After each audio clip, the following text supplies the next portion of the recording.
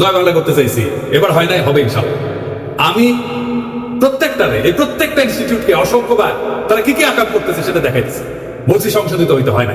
আমি প্রথম আলোর সামনে জিয়াফত করেছি, দাবি ছিল প্রথম আলোর ডেইলি স্টারের সম্পাদকীয় নীতি পরিবর্তন করতে হবে, করে নাই, তাদের শয়তানি চালাই গেছে।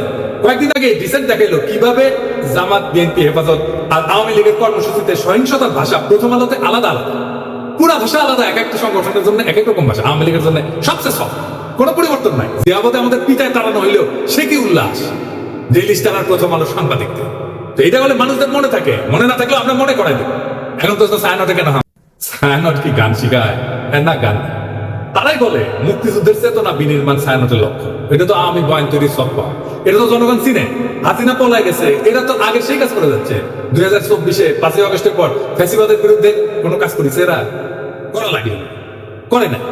2025-এ পয়লা বৈশাখে তারা বলে বাঙালি জাগবেই, সবাই মিলে সুন্দর দিন কাটানোর সময় ফিরবে, মানে এখন নাই, সার্থক হবেই।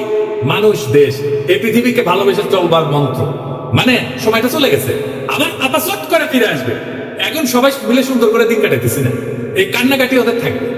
এই গান তো করতে আসে নাই, রাজনীতি করতে আসছে। মাই খাবে না? আমাদের হাজার একটা কালচারাল ফ্রন্ট করেছিল, ইনকলাব মঞ্চ, ওটা তো মাইনাই ফেললো আওয়ামী লীগের লোক। তার পাল্টা তো আপনাদের ভাঙচুর হইতেই পারে, মাইনা নেন।